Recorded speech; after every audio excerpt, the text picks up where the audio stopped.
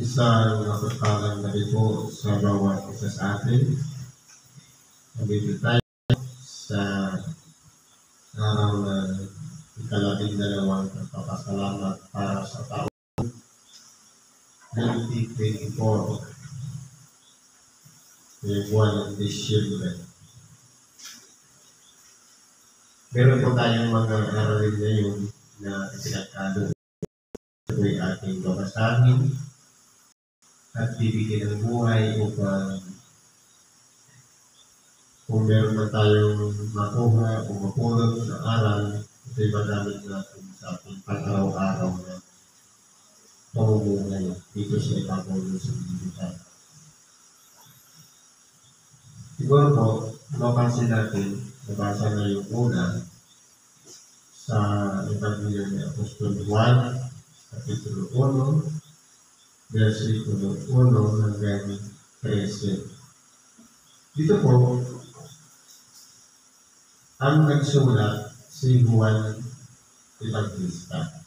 Pero yung ginabanggit dito Juan na nagpapatutuo sa ilaw, si Juan Bautista. Kaya kung sabi dito, bigyan natin ang buhay. Basahin mo natin.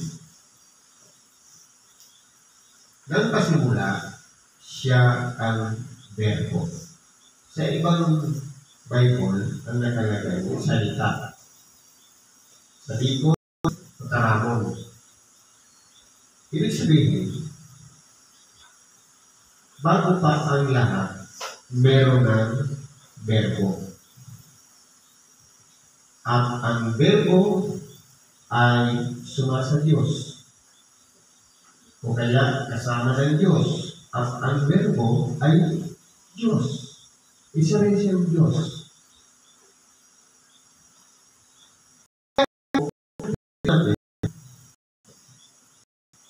Mahirap unawain. Pero kung parang mo ang pag-iisip, meron Diyos, meron Verbo kasama ng Diyos, yung Verbo, Diyos din. Di magiging dalawa yung Diyos. Kaya sinasabi, suma Diyos. Ibig sabihin, kung bakit na gusto ng isa, pinagigita niya sa kung ano man na gagawin ng isa mula sa isa. Kumbaga, originally, isa na yung pinanggagalingan. Dahil nagkakaisa na siya. Sabi ko sa lumang tipan. Kaya, dalawa. Dahil natin ang tao sa ating buwan. Lumang ang yung Diyos ang tao sa kanyang sarili. Hindi natin meron tayong kaluluwa at meron kaya sa Diyos meron Diyos at meron yung Espiritu Santo. Kung ang tao, iisa lang sila sa tatlong sangkap, ganoon din ang Diyos. Ihahawig yung sabi, lalagin natin ang tao ayon sa ating wanis.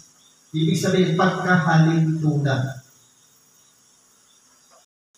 Larawan kung ano yung pagkagaling ng tao na meron sa gano'n yung pinagmulan. Meron din ang Diyos. Meron tayong Espiritu dahil Espiritu sama yung bayan yung naluwa. Pag pinahawig mo yung pagkarunawa. Sabi po dito,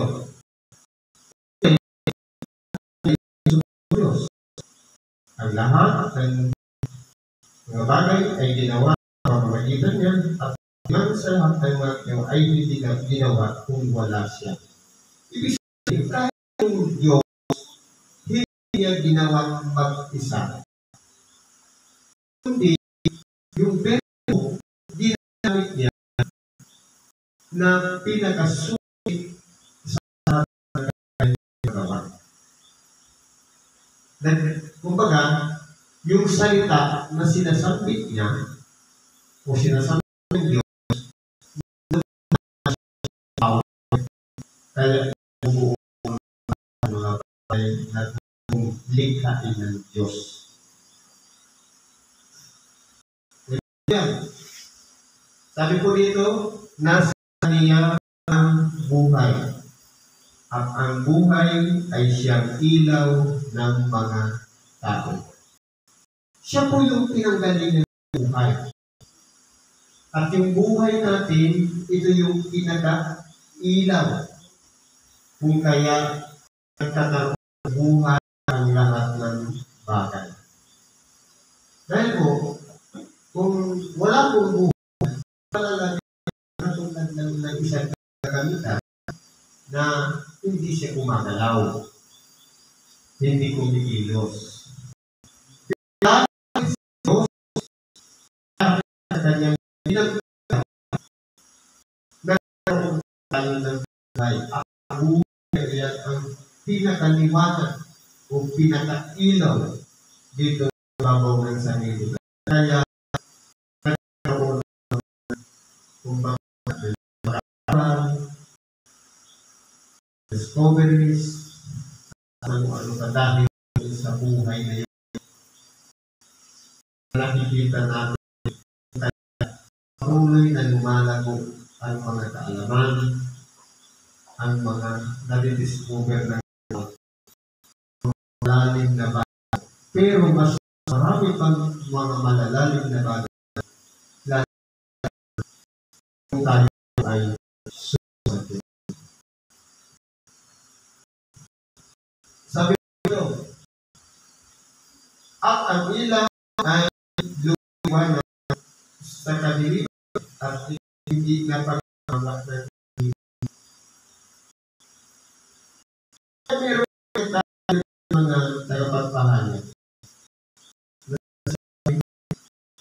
Sinaunang Diyos ay galing sa kadiliman. Ang sasyon po kasi, lahat kadiliman. Pero dahil sa Diyos na naliwanag, ilaw, nakita lahat ng mga bagay na kadiliman. Dahil sa liwanag. Ito natin tayo na kapag ilaw, wala makikita. Pero may mga laman sa paligid hindi lang na particular kung ano yung kulay, ano yung nilalas, kung siya nalaw o hindi. Pero siya, nakikita natin na kulay na matigas sa mga buong natin.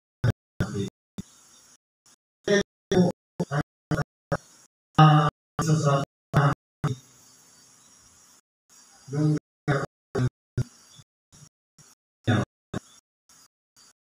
sabi dito, naparito ang isang tao na subong mula sa Diyos na ang kanyang pangalan ay Juan. Ito yung sinabi ko si Juan Bautista. Ito naparito ang saksi upang kaniyang pagpapanaw upang mamagitan niya ay magsisampalataya ang lahat. Dahil po, ang ating dakilang Panginoon, kumbaga, ang panahon na ipinagawa na tapos pinagagat naman ang dakilang Panginoon. Pero, naunang ipinagagat si Juan Bautista na ang kanyang ama ay si Zacarias na ipinaglihim asawa si Elizabeth na ipinag-iwan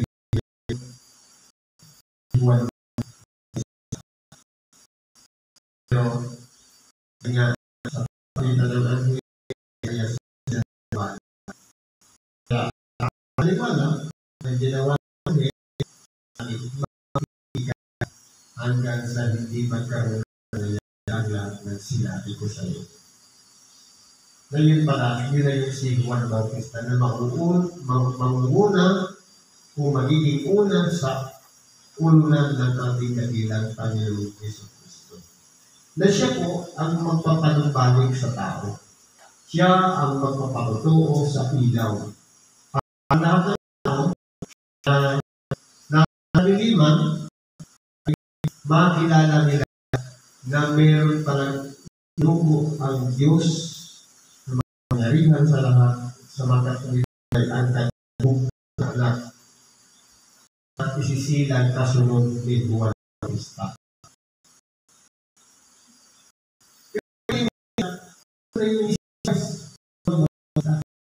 Pero pinatutunayan lang yung ilaw. Ipinakita ng liwanag dito sa ibabaw ng salita. Sabi dito, hindi siya ang ilaw. Kundi pumato upang siya kaniyang katotohanan. Ang tunay na ilaw sa makatuwid ang ilaw na sa mata na pakikot ng ilaw. Siya'y nasalimutan ang isang ilaw sa pamamagitan niya at hindi siya nakakala ng salita. Kaya po, ang Diyos na gumawa ng lahat ng bagay. Naging inspired ang kanyang bugtong na sa tuwing bagay ang ilaw na walang iba ang ating ilang Panginoon upang magawa ang lahat ng mga gawang himala na ginawa ng Diyos na makapangyarihan sa lahat. Noong panahon na isilang ng ating dakilang Panginoon, hindi siya nakilala sa liputan. Hindi siya nakilala ng mga tao. Dahil ang tao, ang inaakala nila na bagamat sila'y nagbabasa ng marami kasalan tungkol sa mga hula at tungkol sa ating dakilang Panginoong Jesucristo, ang tingin nila ipapanganak ang Mesiyas sa nasa magandang kalagayan. Kung baka mayaman, makapangyarihan, pero po, bakit ang ating dakilang Panginoon inanganak na wala man lamang nakahanggang kundi inihiga pa sa isang sabsaban. Na kung saan, ito po ang pinaka-halimbawa ng kapatumbaan ng Diyos na sa kabila ng kanyang kataasan, ng kadakilaan, kaluwalhatian, na gawa ng Diyos na buong anak ihiga sa isang sabsaban. Kaya ang dakilang Panginoon, dahil pasimula pa ng kanyang buhay, nagmula siya sa mababang kalagayan. Kaya yan din ang iniyawa na kung merong nagpapatuto sa ilaw sa makatuwing bagay pinatutuhanan ng Juan Bautista, ang ating dakilang Panginoong Jesucristo, ang ilaw na sa mababang kalagayan ipinagdaan na hindi nasa mataas na anyo dito sa ibabaw ng sanglibutan. Dapat ganun din po yung magiging kalagayan ng mga taong tumatanggap sa Diyos. Na tayo sa mababang kalagayan. Na kung nagawa na ng Diyos na magpakumbaba sa kanyang sarili, na ang kanyang anak na dapat sana'y hindi dapat na mahiya doon sa isang maruming kalagayan, tayo kaya na hindi rin natin magawa yan. Na dapat pag-upisa rin tayo sa mga kalagayan. Na alam natin, darating naman yung tamang kapanahunan na may mga nakatakda sa bawat isa sa atin. Kung ano yung kalooban ng Diyos, kung saan kaya lang tayo dapat ilagay. Nasa Kanya kung muna kamay lang. Kung saan tayo tinawag, kung ano yung magiging tungkulin natin na gagampunan dito sa ibabaw ng Panginoon, Diyos lang po ang nakaka. So ito, siya yung nasa libutan. At ang libutan, sa mga dito niya, hindi siya nakakalaman ng libutan. Nung siya yung nasa libutan na, alam ng Bautista, na natin nabilang Panginoon. Naparito sa ibabaw ng sanlibutan na ang buong sanlibutan na nakikita namin ay ginawa sa pamamagitan ng ilaw, sa pamamagitan ng ating nagilang Panginoong Jesucristo.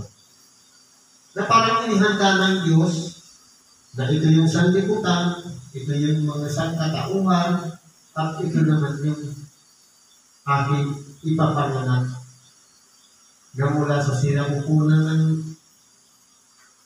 Ama na ipinanganak din bilang tao mula sa sinapupunan ng kanyang ina. Na isang katawan ng inihanda para doon tumira yung Espiritu ng Anak ng Diyos upang mabuhay mula sa mababang kalagayan hanggang sa dumating yung panahon ng tamang gulang upang umpisa niya ang pagiging liwanag o ilaw sa pamamagitan ng pagpapahayag ng salita ng Diyos na ang tao'y binigyan ng mga kaisipan na napagkapag ito sa ibang mga hindi lang yung katulad ng makakapalas papanan, magiging bata, binata, dalaga, magkakaasawa o pamilya, at pagkatapos tatanda papunta sa kamatayan na. Pare-parehas lang naman ang buhay ng tao. Pero po, meron mga bagay na tinawag natin natin ang Panginoon na huwag natin sayangin yung pagkakataon na nabuhay dito tayo sa ibabaw ng sanlibutan na makilala natin mayroong Diyos. Makilala natin na maranasan man lang natin na tayong pagharian ng Diyos. Ito po yung pinakamahalaga. At dahil nga, parehas din siya ng kalagayan ng tao na nabuhay at namatay, pero pasalamat tayo dahil nagtagumpay ang ating dakilang Panginoong Jesucristo. Na matapos na siya'y mamatay, muli siyang nabuhay. At kung ano yung naging kung nangyari sa ating dakilang Panginoong Jesucristo na nagtagumpay siya sa kamatayan, nagkaroon siya ng buhay na walang hanggan, ganoon din ang magiging kalagayan natin. Ibig sabihin, pinahalaga ng Diyos ang pagiging isang tao na hindi lang magtatapos na kapag namatay ang tao, pag dumating yung kamatayan, tapos na, meron pa pong extension. Na muling bubuhayin bilang niluwalhating katawan na hindi na nabubulok o nasisira. Siya ay naparito sa sariling kaniya at siya ay hindi tinanggap ng sariling kanya. Totoo. Kaya sa panahon ngayon, naparito ang ating nakilang Panginoon. Sabi nga, siya ang Berbo. Kahit ipinangaral ang salita sa lahat ng tao, wala pong buwang sa puso ng tao. No vacancy. Kaya yung kapanganakan ng ating nakilang Panginoon na hindi siya nailagay sa isang kahit nakaupang man ng isang bahay tuluyan para doon ipanganak. Talinhaga po yun sa buhay natin. Walang bakante ang salita ng Diyos sa bawat isipan at puso ng mga tao. Kaya po, ang ginawa ng Diyos, kalooban niya kung ano ang nais niyang pamanyarin sa bawat tao na tumatanggap sa salita ng Diyos. May mga milagrong nangyayari sa tao. Datapwan, ang lahat ng sa kanya'y nagsitangka. Halimbawa, yung panahon na sa pamamagitan ng pagtuturo ni Juan Bautista, yung mga nagsitanggap sa ating dakilang Panginoong Jesucristo ay pinagkalooban niya silang karapatan maging mga anak ng Diyos.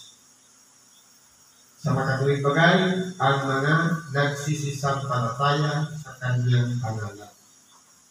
Sa panahon ngayon, dahil nandun na nakalugklok ng ating dakilang Panginoon sa kanan ng Ama, paano mangyayari na mapapabilan naman tayo sa anak ng Diyos? Sa pamamagitan, dahil siya nga ang berbo o salita, sa pamamagitan ng salitang ipinapahayag sa mga pulpito o yung tinatawag na ibang video.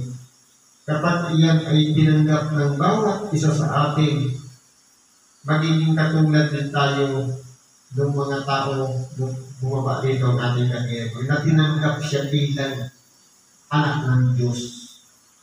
Kapag tinanggap naman natin yung salita ng Diyos, meron na tayong karapatan tawagin anak ng Diyos sapagkat ibibilang na tayo ng Diyos na isang tao na binama na, pinatawad na, binigyan muli ng pagkakataon na kinakailangan munang baguhin ang ating dating pagkatao na hindi na tayo katulad ng dati na isang makasalanan, hindi sa pamamagitan ng pagsisisi at pagpalikbuong sa Diyos. Binibigyan niya tayo ng panibagong buhay. Buhay sa piling ng Diyos na siya ang namumuna sa bawat isa sa atin. Sabi dito, na mga ipinanganak na hindi sa dugo, di sa kalooban ng laman, di sa kalooban man ng tao, kundi ng Diyos. Na tayo ipinanganak o binago, hindi dahil sa kalooban ng dugo o laman man, kundi sa pagbabago ng pagkatao ng bawat isa sa atin. Kaya isa pong opportunity yung pagiging isang anak ng Diyos. Kaya po, kung ang anak ng Diyos nagpakumbaba mula sa isang mababang kalagayan na ipinanganak sa isang sapsapan, dapat lahat naman tayo na binago ng Diyos, mag-umpisa na tayo sa kawalan. Na alam natin, Diyos po ang gagawa sa ating mga buhay para parunahan tayo, para magawa natin yung lahat ng bagay ayon sa kalooban ng Diyos. Hindi po sa sarili nating pagnanasa at hindi rin sa pamamagitan ng ating mga mabubuting gawa, kundi sa pamamagitan ng pananampalataya na ipinagkaloob ng bawat isa sa atin ng Diyos.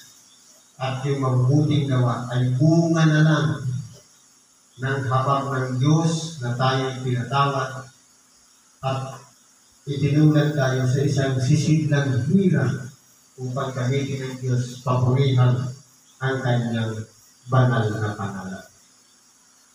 Kaya hindi po dito binibilang yung mga mabubuting gawa o yung ginawa nating kabutihan sa kapwa. Resulta na lang yung mabubuting gawa ng pagtanggap natin sa Diyos. Kaya mayroong mga himala na nangyayari minsan sa buhay natin na hindi natin maipaliwanag dahil na po yan sa kalooban ng Diyos. Kaya mali po yung sinasabi na gumawa ka ng mabuti,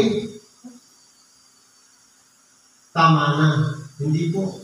Kinakailangan muna tanggapin natin si Kristo sa ating buhay. Ibaba natin ang ating sarili Hilingin natin na tayo patawarin, paguhin ang ating dating pagkatao mula sa isang maruming kalagayan. Linisin ito at maging isang mabuting tao, bagong nilalang. Pagkatapos nun, yung mga bunga nun, kapag nakagawa ng mga mabubuting gawa, hindi yan inaako, kundi ibinabalik lahat sa Diyos ang lahat ng ipinagkatiwala sa atin na nakagawa tayo ng mabubuting gawa. Dahil nakaluklok na siya sa puso natin. Kaya hindi na po natin dapat ipaglalakala yung mga pangalan natin, yung mga ginawa natin kabutihan sa kapwa. Kung ang mga tabat na yan ang sabi, sa Diyos ka magpasalamat, dapat po ibalik natin sa Kanya yung mga bagay na hindi natin pag-aari. Sa Kanya lang ang kapurihan at kaluwalhatian. Magpakailan na. Tayo'y kinahabagan lamang. Nilinis lamang mula sa isang maruming kalagayan, hinugasan, ginamit ng Diyos, kaya po tayo'y maging kasangkapan na maging karapat-dapat o kapurit-purit sa harapan ng Diyos na ginagamit tayo ng Diyos upang magawa natin yung mga nais ng Diyos na papangyarihin niyo sa mga ibang tao na makalapit din sa Diyos. Ngayon, bago tayo dito sa isang sitas. Sabi po sa sulat ni Apostol Pablo sa mga taga-Roma, sa Kapitulo 12, versikulo 11, hanggang sa 21. Ito po, maganda itong pagnilay-nilayan ng bawat isang sumasampalataya sa ating dakilang Panginoon. Sabi nito, kung tayo mga lingkod na ng Diyos at pinananahanan na tayo ng Espiritu Santo, na diyan ay binago na tayo, sabi nito, huwag mga tamad sa pagsusumikap, manigas sa Espiritu, mapaglingkod sa Panginoon. Alam natin na mayroong kaparaanan ang pagtawag ng Diyos sa atin. Mayroong tinawag mula sa pagiging isang taong makasalanan, binuksan ng kaisipan, nung makarinig ng salita ng Diyos. Mayroong tinawag dahil sa karamdaman. Mayroong tinawag dahil lamang sa kaluuban ng Diyos na nakatatla talaga yung taong yung para gawin niya ang ganitong bagay para lang papurihan ng Diyos. Dapat po, kinakailangan yung pagsusumikap natin, dapat po ipagpatuloy natin. Huwag tayong paghinaan ng loob o maging tamad man sa harapan ng Diyos. Kundi, kung ano yung itinagda ng Diyos ng mga programa niya, na dapat nating lakaran, kung halimbawa, alas 9 hanggang alas 4 o alas 5 yung gawain, dapat consistent tayo doon hanggang sa pasalamat. Dahil, sabi nga, huwag maging tamad. Ibig sabihin, ipapakita natin yung pagpapahalaga sa mga programa ng Diyos. Kami mapaglingkod sa Panginoon. Na bagamat alam natin, wala naman tayo magpapakilalanan, pero alam natin na ginagamit tayo ng Diyos para yung kanyang kapangyarihan dumaloy sa bawat isa sa atin. Maipadama natin sa mga taong nangangailangan ng tulong. Marami baga ang sumasampalataya at nagsisigarin. Papuri na naman niya sa Diyos. Ano ba sabi dito? Mga galak sa pag-asa. Na alam natin, hindi tayo sigurado kung ano yung pagtutunguhan natin. Pero, dapat maging kasiyahan ng bawat isa sa atin na makaunawa na kaya pala tayo nagsasakripisyo, meron tayong inaasahan. Yung nakatakda sa bawat isa sa atin na buhay na walang hanggan. Mag-matiisin sa kapighatian. Kapag may dumarating na mga kapighatian, o mga problema, o mga pagdurusa, o sakripisyo, dapat po pagtiisan natin. Ibig sabihin, mahaba yung pasensya natin. Hindi yung dahil nangyari yan, sisibing mo yung isa. Pag nagtitiis ka, hindi ka nagreklamo, hanggang mong tanggapin na kaya yung nangyari dahil kalooban ng Diyos. Magmatyagain sa pananalangin. Na minsan, nababagot na tayo, napapagod na tayo sa pananalangin. Hindi, tutuloy ko ba ito? Pero, kung tayo po'y pinapahalagahan natin, yung kaparaanan ng Diyos, kung doon na sa langit araw-gabi nananalangin at lumuluwalhati sa Diyos, dapat practicein din natin habang nandito pa tayo sa ibabaw ng sanlibutan. Na araw at gabi niluluwalhati natin ang Diyos.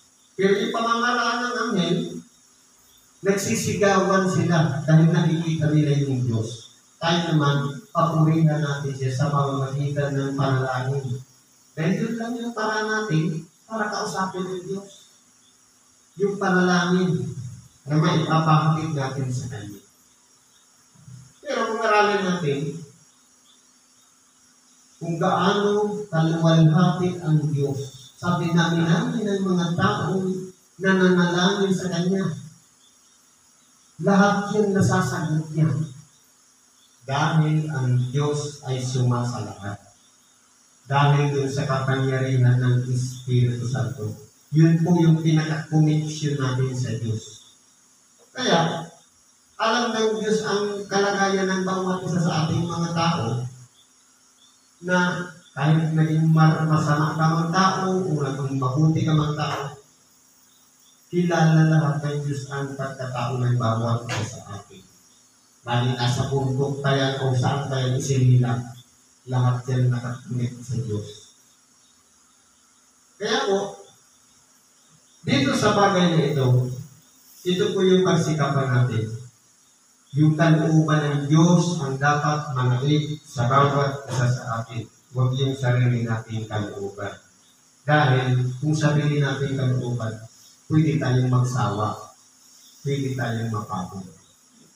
Pero dahil sa kapangyarihan ng Espiritu Santo, na pagminingas natin na, kumbaga, yung pagod na yan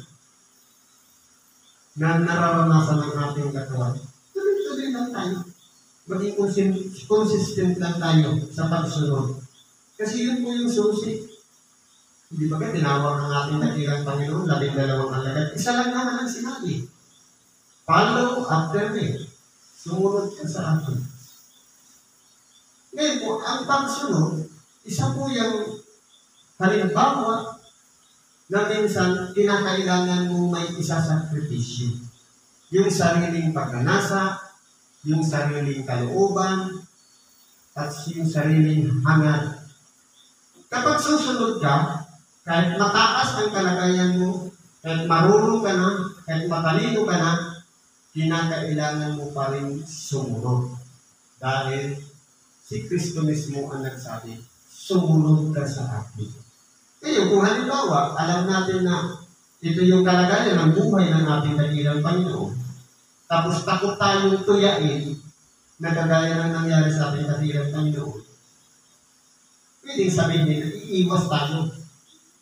Hahanap tayo ng sariling daan na hindi nakasunod sa ating dakilang Panginoon. Kung siya'y tinuya, tutuyain din tayo. Kung siya'y lumanas ng kapilhatian, ganun din tayo. Ibig sabihin, kung nakasunod tayo, lahat ng sakripisyong dinanas ng ating dakilang Panginoon, gaganasin din natin. Dahil nakasunod tayo sa Kanya. Pero yung umiiwas, marami nasunod yung sariling kalooban, hindi yung kalooban ng ating dakilang Panginoon. Ang pagsunod po kasi, isa po yung bagay na ibababa mo ang sarili, isa sa sakripisyo, yung mga nasa mo, yung mga hilig, alang-alang lang sa pagsunod.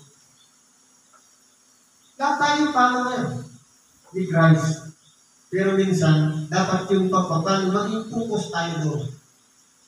Na huwag tayong matakot kung ano man ang mangyari. Kahit tuyain mo tayo, kahit ibahin tayo, siraan ng puri. Alam natin, kasama natin si Kristo. Nakasunod tayo sa Kanya. Alisin natin yung takot. Dahil nandiyan lang yan sa kalooban natin yung takot. Parte yan upang sirain ang mga plano ng Diyos na nakatakda sa bawat isa sa atin na dapat nating lakaran, yung takot, yung mga problema, sakripisyo. Minsan po yun ang kinakatakot natin. Pero kapag kasama natin si Kristo, mananaig po ang kalooban ng Diyos. Nandun yung mga aral na pagbabatayan ng ating pang-araw-araw na pamumuhay para magpatuloy tayo. Sabi po dito, mapagdamay sa mga kailangan ng mga banal, maging mapagpatuloy. Kinakailangan kung anuman ang pangangailangan ng mga nagpapakabanal. Halimbawa, saan ba ginaganap ang pagpapakabanal? Di ba sa simbahan? Sa mga templo. Halimbawa, yung pagpupuri sa Diyos, isang parte ng pagpapakabanal. Ano yung mga kailangan dyan? Siyempre, para magkaroon ng liwanag, kinakailangan ng kuryente. Kinakailangan niya ng tanlaw. Kinakailangan niya ng mikropono, amplifier. Kung ano yung may gagamanin natin yung templo. Kaya nga tayo nagbibigay ng mga kaloob para gamitin sa templo para meron tayong pambayad sa kuryente. Para meron tayong magagamit kapag kailangan natin ng tubig. Pagdagamay na po yun. Lahat ng pangangailangan ng templo o simbahan man, pinuprovide natin. Tayo yung nagiging mapagdamay. At mapagpatuloy, ibig sabihin, hindi yung nagdamay ka ngayon, tapos na. Dapat, sa mga susunod na gawain, gagawin mo ulit. Kaya nga mapagpatuloy. Consistent. Hindi yung, tama na siguro nabigay ko yung isang linggo, hindi naman, sila naman. Hindi po, nakasulat yan sa walang nakasulatan. Sabi pa dito, pagpalain ninyo ang sa inyo'y nagsisi-usig. Paano natin gagawin yung pagpapala? Na halimbawa, kapag tayo'y inusig o siniraan ng puri, minsan po, natatalo tayo ng emosyon. Umiiral yung galit, umiiral yung init ng ulo, minsan sinisindak natin. Nakakagawa tayo ng bagay na hindi naaayon sa kalooban ng Diyos. Kung tayo po'y inuusig, mapalag tayo. Dahil si Kristo'y inusig din. Pagpalain natin sila sa pamamagitan ng panalangin. Diyos ko po, bahala ka sa kanila. Sana'y masumpungan niya yung tamang daan ng liwanag para maging katulad-tulad siya. Hindi ba kapapapala yun? Paano kung sabihin, bahala ka sa buhay mo. Basta ako matuwid, basta ako mabuti. Ibig sabihin, wala nang pagpapala ka sa kapwa. Nasaan yung pagsunod natin sa kalooban ng Diyos? Kaya dapat, kung si Kristo nga nanalangin, na wala ni isa man ang nais niya na mapahamak, dapat ganun din ang naka-mindset sa isipan natin. Na mahalaga yung bawat isa sa atin. Kung si Kristo gusto niya, lahat tayo tumanggap ng buhay na walang hanggan. Makita natin yung kanyang kaluwalhatian. Na kapag ibinigay na sa kanya yung pagkahari, dapat masilayan natin lahat yun. Idinalangin niya tayong lahat ng ating dakilang Panginoong Hesus Kristo. Dapat, kung siya ayaw niya na may mawala, ayaw niya na may mapahiwalay, dapat gano'n din ang pagtuturigan natin sa ating kapwa. Gusto natin lahat tayo sama-sama doon. Kasi, kung halimbawa, wala kang pakialam sa iba, ang nakalalabasan niyan, magiging makasarili. Iisipin mo lang yung sarili. Pero kung may pagpapala ka sa kapwa, mamahalin mo siya, ituturing mo siya.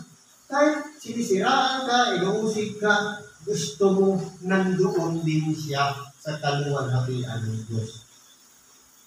Para sabay-sabay natin makita yung paghahari ng Diyos sa kanyang pagbabalik. Sabi dito, pagpalain ninyo ang sa inyo nag-si-usig, pagpalain ninyo at huwag ninyong sumpain. Kaya po dito, itinuturo sa atin ng Apostol Pablo, yung haba ng pagpapasinsya. Na dapat, hindi humantong sa pagsumpa. Na minsan nakakapagsalita tayo, ang sumpa ko kasi bibig po yung ginagamit yun. Dahil sa pagngingiti, kung halimbawa, inuusig tayo, bahala ka doon sa impyerno. Hindi ba nga sumpa yun? Pero kung iiral yung pag-ibig na katulad ng ginawa ng Ama ng pag-ibig niya, isinubo niya ang kanyang nag-iisang anak, alang-alang sa bawat isa sa atin, dapat ganun din tayo magpahalaga sa bawat kapwa natin. Dahil Diyos mismo ang nag-umpisa. Dapat po, ganun din ang gawin natin sa ating kapwa. Kaya kung hindi natin nagagawa dahil tayo nag-uusyon o pagkatao natin o pinatawag ng naturalisa, kasi pipili po kasi yung pinalakit natin. Kasi kung halimbawa, ang pinalakihan natin magulang, makasarili, ang kalalabasan ng anak, makasarili din. Pero kapag binago ka ng Diyos, dapat hindi ka na ganun. Kundi ang ginagawa mo na, kalooban na ng Diyos, hindi na yung turo ng magulang. Dapat, iiral na yung pag-ibig. Dahil ang Diyos, pag-ibig, dapat, kung siya'y nakaluknot sa ating puso, na sasabihin natin, mananampalataya ako ng Diyos. Isa akong tagasunod ng Diyos. O tagasunod ni Kristo. Pero nasaan? Pag-ibig ba yung umiiral? Kung hindi pag-ibig, wala din ang Diyos. Kahit magsigawan pa tayo ng paluhod na pananalangin, may paiyak-iyak pa. Kapag hindi umiiral ang pag-ibig, wala, hindi natin masasabing tayo nasa Diyos. Dahil tayo'y naiinis sa ating kapwa. Ayaw natin silang makita. Galit na galit at nagingit-ngit tayo sa kanila. Sabi niya, kung ang iyong kaaway magutom, pakanin mo. Dito sa hulihan niya. Kaya tuloy natin para mabasa natin. Sabi nito, makigalak kayo sa nangagagalak, makiiyak kayo sa nagsisiiyak. Kapag halimbawa, nagtatagumpay ang ating kapwa, dapat batiin man lang natin. Buti ka, sis, nalagpasan mo yung pagsubok mo. Hindi makigalak sa nakikita. Yung makiiyak sa nagsisiiyak, kung halimbawa nasa kapigatian o mga problema, damayan natin. Na para natin ang ating sarili, nandun din tayo sa sitwasyon na gusto natin makatawid siya. Kaya maabot niya yung bagay na nalagpasan niya yung pagsubok na dinanas niya sa kanyang buhay. Yun po yung makiiyak sa nagsisiiyak. Hindi yung dahil kaaway natin, alam na natin na napipighati o umiiyak, buti nga yan sa'yo. Ganyan pa ang sasabihin natin, nasa yung pag-ibig ko. Kapag wala po ang pag-ibig sa ating puso, walang Diyos. Ang naririyan, sarili nating pagkakako. Dahil ang Diyos ay pag-ibig. Kung naranasan sa buhay natin ang pag-ibig, dapat alam natin na ang Diyos pag-ibig, Diyos yung nagdidikta sa ating lukluk sa ating mga puso. Pero kung hanggang paimbabaw lang yung pag-ibig, pagkaharap, pinapakitaan mo ng kabutihan, pag-ibig, pero paggalit, pagtalikod, galit na galit. Ang sabi doon, mapagpaimbabaw. Ano kung pinagtayo niya sa Parisiyo? Nakapakitang tao na yung ginagawa. Parang cover. Pero yung deep inside sa tao, plastic. Hindi tayo gano'n. Kaya naging halimbawa ng ating gano'n. Sabi dito, mga kaisyo na iisip, huwag ninyong ilagay ang inyong isip sa mga bagay na kapalibutan. Dapat po, kung isang po, iisip ang ating isipan. ng kalingkingan, sakit ng buong katawan. Kung itinuturing natin ang ating pagkakapatiran ay isang bahagi ng katawan, walang maiiwan yan. Dapat lahat yan hahanguin. Lahat yan nagkakaroon ng iisang pag-iisip. Ano mag-iisip? Yung pagkakagumpay. Pagdadamayan, halimbawa, may problema yung kapatid natin, puntahan natin. Kapag mayroong nasa pagsubok, damayan natin. Isa lang kaisipan nun. Ang gusto natin, walang maiiwan, walang mapapaniwalay, walang malalaglag. Gusto natin yung buong katawan, kasama yun na maliligtas. Kaya po, sabi nito, huwag ninyong ilagak sa inyong pag-iisip sa mga bagay na kapalaluan. Ano yung kapalaluan? Yung pagtatanyag ng sariling pag-iisip. Halimbawa, nagplano kang mag-isa, hindi mo sinama yung iba. Ibig sabihin, gusto mo, ikaw lang yung nasa kataasan. Yung iba, bahala ka sa buhay mo. Pero, kung tayo iisang katawan, ibig sabihin yan, gusto natin sabay-sabay yung tataas. Walang, kumbaga, pantay tayo tataas, hindi yung merong nakaungos, na mas mataas na isa.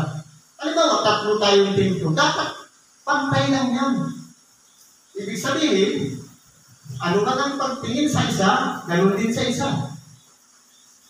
Hindi pwedeng, mas magaling yung ka na lang sa kabila, kasi doon, gumagaling yung may karamdaman yan, hindi naman gumagaling. Ibig sabihin, itinatanyag niya yung sarili. Ipinapahamag yung iba.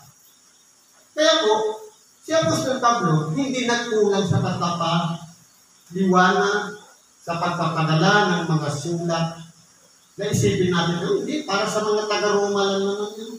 Pero, naging kaparaanan yung mga taga-Roma, para yung kalooban ng Diyos sa pamamagitan ni Apostol Pablo, isulat niya, kasama tayo na mga tagasunod ni Kristo, na dapat huwag iiral o huwag ninyong ilagak sa inyong pag-iisip sa mga bagay na kapalaluan. Dahil isa lang po ang nagpalalo, walang iba ang diablo.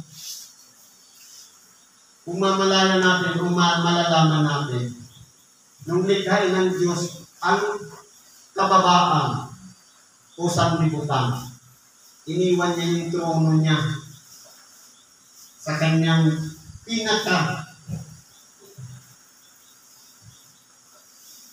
pinili niya sa lahat ng mga arkangeles upang makasiwa sa si Lucifer. Pero anong ginawa ni Lucifer? Nagtanyag ng kanyang sarili ng kapalaluan na ipinilit na ipinantanya ang kanyang sarili katulad ng Diyos. Kaya anong ginawa ng Diyos nung bumalik doon sa langit? Inilaglag siya dito sa kababa-baba. Sapagkat, pinagkatiwala lang, gusto nang ariin yung diablo. Ngayon, kung yan po ay nangyayari sa buhay natin, ano pinagkaiba natin sa diablo? Na nagpapalalo tayo ng ating mga sarili. Kundi dapat palaging Diyos ang nasa taas. At tayo mga tao, pantay-pantay lang ang pagtuturingan natin bilang tayo tinatawag na anak ng Diyos. Ibig sabihin, kapag nagmalaki, kung nagmataas ng sarili, parehas na rin tayo ng kalaban ng Diyos. Kaya dapat po alisin natin yan sa ating mga kaisipan. Ano pa sabi nito? Huwag kayong mga pantas sa inyong sariling mga hatak. Halimbawa, marami na tayong alam. Lahat, halimbawa, nakapag-research na tayo, marami na tayong videos na napanood, na ipinanaral ng mga ibang tagapagpahayag ng una. Sa YouTube, marami niyan. Tapos, kabisado na natin ang mga Bible verse. Alam natin kung saan nakasulat.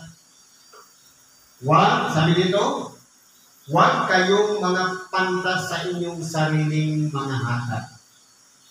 Ibig sabihin, manatili lang tayo sa kapagkumbaba. Katalinuhan po yun. Ano ba? Palagay natin. Marami na tayong alam. Siyempre, katulad tayo ng isang sisit ng baso na puno ang laman. Ngayon, paano mo siya lalagyan kung puno na? Ang gagawin mo yan, makikipag-debate ka na. Makikipagtalo ka na. Kasi marunong ka na rin. Pero kung tayo'y nasa kapakumbabaan, merong yung laman na walang kwenta. I-compress natin. Alisin natin yung mga walang laman. Bawasan natin yung laman ng baso. Sabi nga, ang isang taong matalino, kumukuha kung ano yung kausap niya, bagamat sabihin natin mababa ang kalagayan, meron niyang alam na hindi mo alam. Na kapag narinig mo, ako hindi ko pala ito hindi ko pala ito gawin. I-adapt sa ating sarili. Kung ang pag-aaral, ang kaalaman, walang katapusan. Papunta tayo sa walang katapusan. Pero kung sasabihin natin na alam na natin lahat, kung alam ko na ganito kadaming libo ang mga birds, ipinuro na ganito ng mga ibang mga sikta na ganito, hindi po dapat natin sabihin na. Dahil ang Diyos walang hanggan. Ang salita ng Diyos wala rin hanggan. Itong utak natin, may hangganan yan. Kapag namatay, saan yan papunta? Hindi pa kasi kabulugan. Tapos sasabihin natin, perfect na tayo. Kaya po dapat, baka nasayin natin, yung saglit na panahon na isinilang tayo hanggang kamatay, kung umabot lang tayo ng 50 o 60, tapos nagmalaki na tayo. Yung pala, kakarampot lang pala yun sa ipagtatalog ng Diyos sa amin na ninasa na natin magmalaki. Kasi po, yung utak natin, limitado lang. Pwede lang yan mawala. Magsisiasal lang tayo sa mga bagay na may katapusan. Dahil ang utak may katapusan. Pero yung karunungan, walang katapusan. Hindi yan magkakasya yan sa utak natin. Kahit sabihin pa natin, alam na natin lahat, mayroon pa tayong hindi nalalaman. Isa lang, ang umibig sa kapwa. Pwede natin narinig, pero hindi natin kayang i-apply sa sarili natin. Dahil galit tayo sa ating kapwa. Susi, kung yung pag-ibig, hindi ba ka pinagsama-sama na lahat ng kautosan? Pag-ibig lang naman pala ang babagsakan. Ano bang sabi nito? Balikan natin. Huwag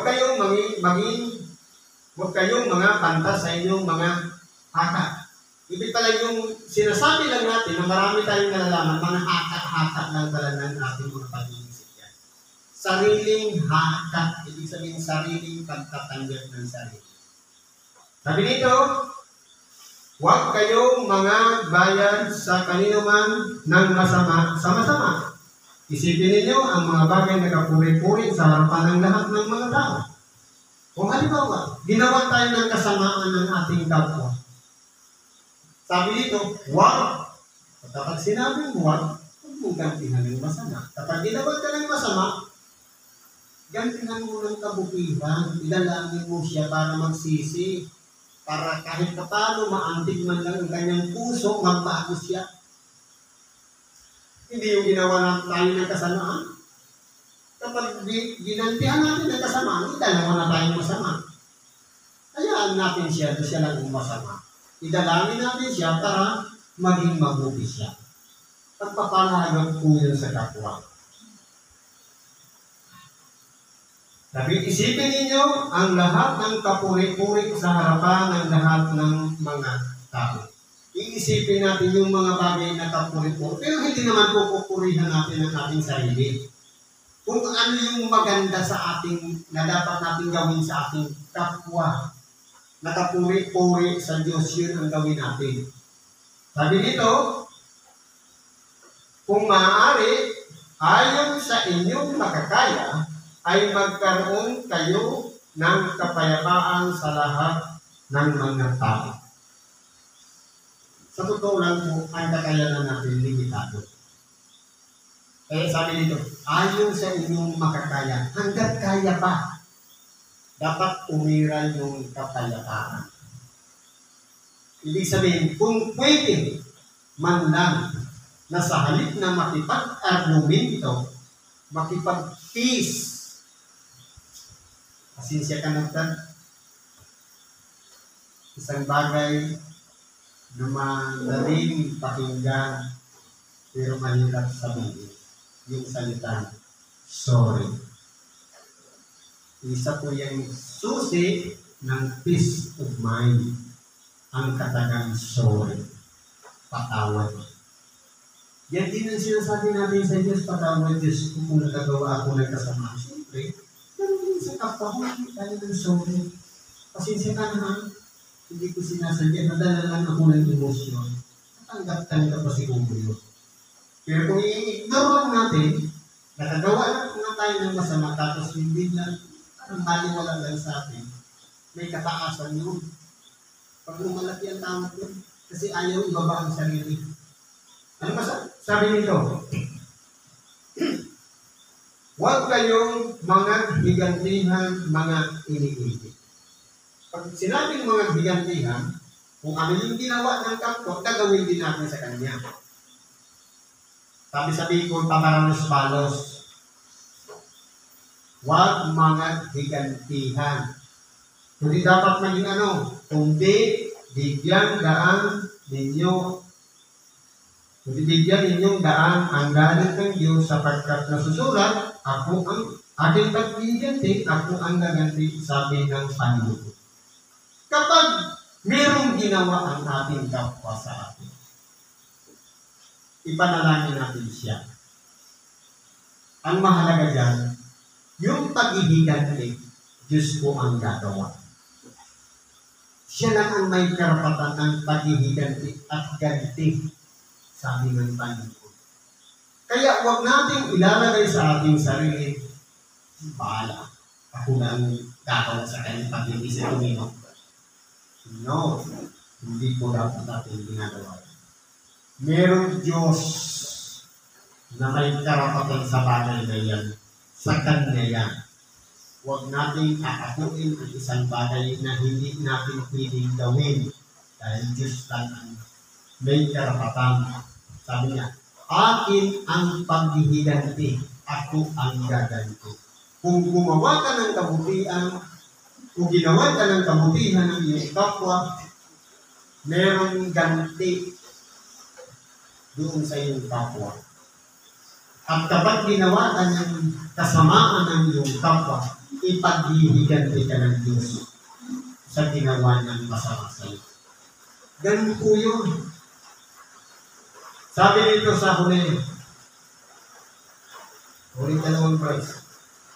Kaya, kung ang inyong kaaway ay magutom, halimbawa, alam natin na okay yung pamumuhay natin, tapos yung kaaway natin, hindi ba natin sabihin, hindi naman tayo palaway, pero tayo yung inaaway. Kaaway pa rin ang tingin mo. Kaya kung ang ating kaaway ay magutom, ilibre mo pa, pakanin ko. Kung siya'y mauhaw, painumin mo. Bigyan mo pa ng tubig na kailangan mo.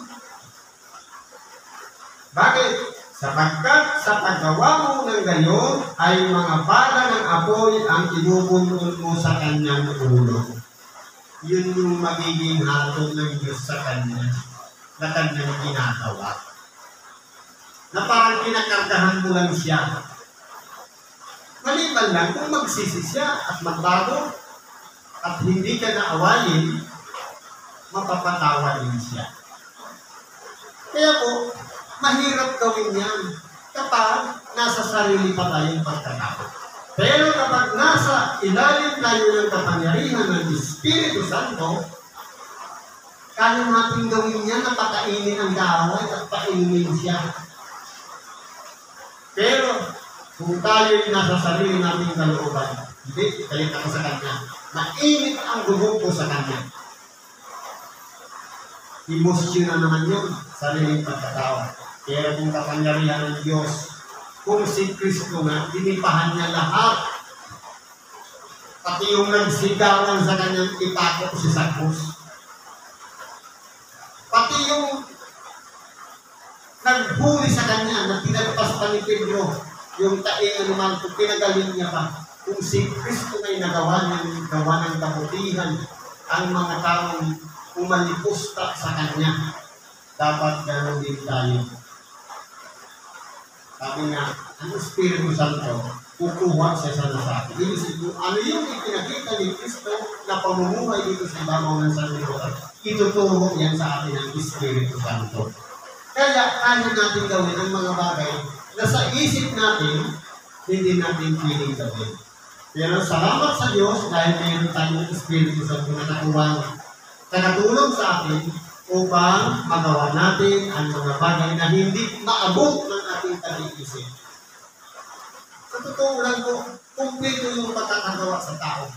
Kaya natin gawin lamang, isusukot lang natin ang ating sarili sa Diyos upang siya ang mga nasa bawat isa sa atin. Espiritu Santo ang magdidikta sa atin upang magawa natin ang mga nasa ng Diyos. Ang mga nais gawin ng Diyos sa buhay natin. Kaya huwag po tayong titingin sa sarili nating kalagayan. Na ako ay kangay professional, na ako ay kangay evangelista, na ako ay kangay magagamot, o ako ay kangay pangulo, kundi manatili lang tayong mapagpakumbaba sa harapan ng Diyos. Sapagkat yung kataasan, yan po ay dikta ng kalaban ng Diyos. Kung si Kristo ay nagpakumbaba sa kanyang sarili, hanggang tanggapin ang siya'y mamatay sa Diyos, dapat handa rin natin magpasakop sa Diyos ang ating sarili para siya ang mauna sa mga buhay natin. Mahirap yung gawin, pero kung nakasurrender tayo, kaya natin.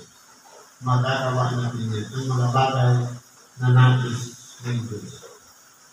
Ito yung maganda sa panahon ito. Huwag kang padaig sa masama, kundi daigin mo ng mabuti ang masama. Dapat manatili tayo sa mabuti. Kapag may masamang lumapit sa atin, huwag tayong patatalo. Kundi dapat daigin natin ng kabutihang meron tayo yung kasamaan na lumalapit sa atin. Ibig sabihin, tinagayan, isa sa alang-alang din natin yung mga taong nasa paligid natin. Na para lang dahil din mo yan, kala ka nagkatirakin mo yung kapwa. Hindi dapat gano'n. Kundi, sabi nga, kung galit ka sa iyong kapwa, magalit ka lang sa kanyang ginawa. Huwag naman sa buong tao na ayaw mo nang bakit kayo ng mukha.